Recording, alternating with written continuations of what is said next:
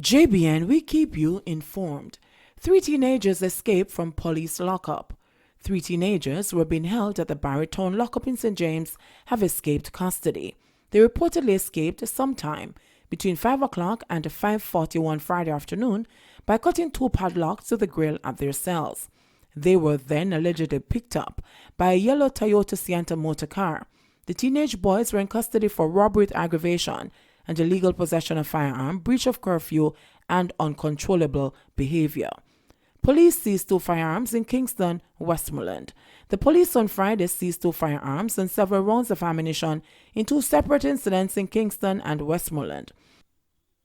According to the police, in the first instance, lawmen were responding to a case of robbery about 12:40 p.m. in the National Hero Circle area. Upon their arrival, the officers reportedly observed a man fleeing. The man was pursued, and during the chase, an object reportedly fell from the man. The object turned out to be a Ruger revolver loaded with 6 rounds of ammunition, the police said. The man escaped. Meanwhile, in Retreat, Westmoreland, a man was taken into custody in connection with the seizure of a 9mm pistol and several rounds of ammunition. The police report that about 10:30 p.m., a team of officers searched the premises and the gun, which was loaded with 5 9mm rounds of ammunition, was found in a room. The name of the man taken into custody is being withheld pending further investigation, the police said. St. Anne bus conductor charged with robbery, illegal possession of firearm. The police have arrested 21-year-old Marlon Cunningham, who is accused of robbing 3 students at gunpoint in Brownstown, St. Anne on Thursday, October 3. Cunningham, a bus conductor of Cave Valley and York Castle Drive in the parish, was charged on Thursday, October 24. According to the police's Corporate Communications Unit, CCU, the students were walking on a footpath at approximately 7 p.m. when they were held up and robbed at gunpoint by Cunningham. He was arrested during a police operation on October 10. Cunningham was then placed on an identification parade and subsequently charged with robbery with aggravation and illegal possession of firearm after he was pointed out by the complainants. He is scheduled to appear before the St. Anne Parish Court on Monday, October 28. St. Thomas farmers demand better roads. Farmers living in the Georgia community in St. Thomas have joined the parish-wide appeal to the government for better roads in their area. They explained that the deplorable condition of the thoroughfare they use to get their products to the market has caused them much loss over the last few years. Charlton Brown, who explained that he has been farming in his home community for decades, described the road condition as an emergency that needs immediate attention, as it not only affects the time and cost of the transportation of their produce, but it also greatly impacts their productivity. Look upon the condition of our road in our community. We have a serious problem. Right now, I have 1 donkey. I'm afraid to walk with him on the road with the load, and I'm not drop me a tail. The road is in a terrible condition, and trust me, it has been very hard for us, Brown said. He appealed to Prime Minister Andrew Holness and Member of Parliament for Western St. Thomas, James Robertson. Please may I ask if you can sort out the road. We have a serious problem because we are in a farming community where it's all about food security. The government says we should eat what we grow, but we can't produce if we don't have good road. Brown added, we rode them in a terrible condition to break my heart and a lot of farmers' heart. Because by the time we reach market, all of what we have spoiled, mash up or bruise up because of the condition of the road. So we are asked for the powers that be can help we. Mr. Prime Minister, trust me, it can't work like how it work here. We need urgent attention, and MP, we need you to do something about it too. Another farmer, Beverly Turner, said that she has had a hard time getting her produce to the Morant Bay and Seafort market where she sells. According to her, the taxi man them said the road too bad and them now come up here. God bless the 1 and 2 of them who will carry away. Same way the children them have to walk very far to get taxi for school. Them just not coming up here because of the condition of the road. We need roads, man, bad. It bad. Mob kills man after splashing pedestrian. The St. Andrew South Police are hunting for a man in connection with the mob killing of a motorist on Ricketts Crescent in Kingston 13 on Thursday afternoon during heavy rains. The dead man, 30-year-old O'Keefe Sewell of a Chisholm Avenue address, is accused of splashing a pedestrian before being stabbed and beaten to death by residents. Reports are that about 5:50 p.m., Sewell was maneuvering a forklift when he allegedly splashed a resident along Ricketts Crescent. Sewell stopped after he was hit by an object thrown by a resident. During a dispute, Sewell was set upon by residents, and some stabbing him in his back. While floored, they threw building blocks on Sewell's head. He was pronounced dead at the Kingston Public Hospital. The St. Andrews South Police have listed a man known as Andre or Conman as a person of interest in the incident. They are encouraging him to turn himself over to the Hunts Bay Police immediately for questioning. Damien Hutchinson, director of the Peace Management Initiative, says his agency was alarmed at the hunger for jungle justice across the island. We are concerned about the psychological impact on the community, just like all the Sterling Castle incident. We did extensive work because that killing took place in front of young children. Thursday's incident may be something we choose to look at. Education Ministry confirms reports of hand, foot and mouth disease but says there's no outbreak. The Education Ministry has confirmed that it has received isolated reports of the hand, foot and mouth disease across the island. However, it says the Health Ministry, which has been monitoring the reports, has indicated that there's no general outbreak of the disease. Surveillance data indicate that there is no unusual number of cases in any area in the island, the Education Ministry said in a statement yesterday.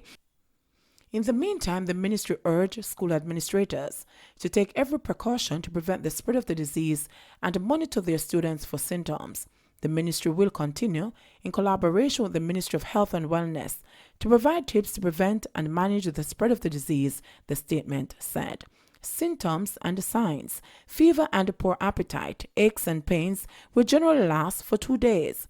Blisters develop on hand, feet, and in mouth. Rash appears as small red spots then develop into blisters. Young patients tend to drool and avoid swallowing, as it might be painful. Very young patients may become dehydrated from refusal to drink. How to lower the risk of hand, foot, and mouth disease: wash hands often with soap and water, especially after changing diapers and using the toilet. Clean and disinfect frequently touched surfaces and soiled items, including toys. Avoid close contact such as kissing, hugging, and sharing eating utensils or cups with infected individuals. Parents are urged to keep their children at home for at least 7 days if they experience any of the symptoms. Schools are asked to contact the parish health department if any child is found with symptoms of the disease. Sections of Mountain View under curfew. Sections of the volatile Mountain View Avenue are now under a curfew. The curfew took effect on Friday amid fears of reprisals, following the shooting of 5 people, one fatally, by gunmen who targeted a rival as he waited inside the doctor's office in Vineyard Town on Wednesday. The police say the curfew will remain in effect until 6 p.m. on Monday. The boundaries of the curfew are as follows: north, along Deanery Drive from the intersection with 4th Avenue to Mountain View Avenue. East, along Mountain View Avenue from the intersection with Deanery Drive to Langston Road. South, along Langston Road from the intersection with Mountain View Avenue to 4th Avenue. West, along 4th Avenue from the intersection with Langston Road to Deanery Road. During the hours of the curfew, persons are required to remain within their premises unless authorized by the person in charge. Justice Minister adamant paternity leave should only be granted to men living in the same house as their child. Despite criticism from the People's National Party Youth Organization, PNPYO, Justice Minister Delroy Truck is maintaining that paternity leave should only be granted to men who are living in the same house as their child's mother. PNPYO President Crystal Tomlinson Wednesday described Mr. Truck's position on paternity leave as archaic and poorly reasoned. Speaking Thursday on the Power 106 program Morning Agenda, Mr. Chuck said men should not be granted paternity leave because they have impregnated a woman, but based on family structure. Paternity leave can indeed be a very positive thing, but it must be backed up with certain protocol, whether you assess and determine if indeed the father is not only eligible but entitled to this leave, and in fact can bond properly with the mother in particular and the child. So if you have a situation where the father is merely a visiting father, I would not support that paternity leave for a visiting father, he asserted. However, Chuck said there could be exceptions for visiting fathers to be granted paternity leave under certain circumstances, such as if the condition of the home does not make it possible for him to live at the home. Security guard who was shot dead by a colleague in Trelawney identified. The security guard who was shot and killed during an argument with a security guard from another company has been identified. He is Akeem Williams, security officer of Grand Spend Kingston 8. Reports are that Williams was employed to KJSL and the security guard from Marksman, which is a part of the Guardsman Group, were at a hotel construction site in Trelawney on Friday morning when an argument developed between the two. Reports are that soon after the argument started, an explosion was heard. Police later arrived at the location and Williams was found suffering from a gunshot wound. The injured guard, Williams, was rushed to the hospital where he was pronounced dead, while the alleged attacker has since been taken into custody. The Trelawney police are investigating. Former JLP candidate Peter Fakori has died. Peter Fakori, the younger brother of Labour and Social Security Minister Shahini Robinson, has died. The 62-year-old businessman and former Jamaica Labour Party JLP candidate died Friday after hailing for some time. In 2010, Fakori was flown to China for what was said to be an urgent medical attention for an undisclosed illness. At that time, Fakori served on several boards, such as the Jamaica Bauxite Mining Limited and the Bauxite and Alumina Trading Company of Jamaica.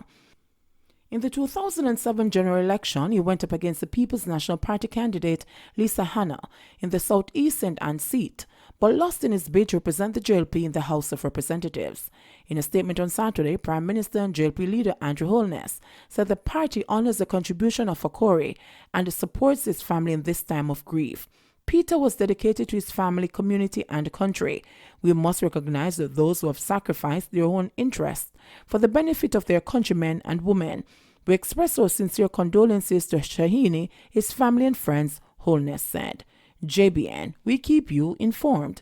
Please remember to like, subscribe, share, leave us a comment, and click the notification bell to receive our daily news items.